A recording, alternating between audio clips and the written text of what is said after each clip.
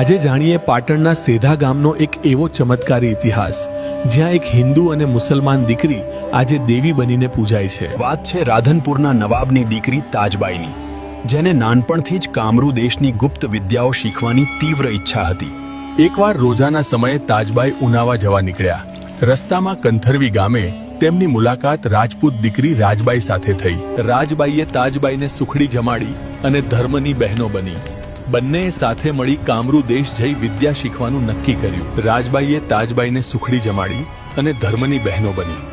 બંનેએ સાથે મળી કામરૂ દેશ જઈ વિદ્યા શીખવાનું નક્કી કર્યું। બંને બહેનો શિપડા નદી કિનારે ગોપીનાથ બાબા પાસે પહોંચી અને ત્યાં રહીને 24 વર્ષ સુધી કઠિન વિદ્યાઓ પ્રાપ્ત કરી। ગુરુ રજા નહોતા આપતા, એટલે શિવજીના કહેવા મુજબ અનાજની પોટલીઓ વેરીને બંને બહેનો ત્યાંથી ગુજરાત તરફ ભાગી નીકળી। પાટણના સેધા ગામે આવી આ બંને સતીઓ ત્યાંના સાધુઓની સેવામાં લાગી ગઈ અને 12 વર્ષ સુધી કઠિન તપ કર્યું। રાત્રે બંને બહેનો માયાથી બિલાડીનું રૂપ લેતી અને આખા ગામનું દહીં પી જતી, જેનાથી ગામ લોકો ખૂબ પરેશાન થઈ ગયા હતા। ગામની રક્ષા કરવા માટે રૂપાજી અને હીરાજી સેંધિયાને ચોકીદારી સોંપાઈ।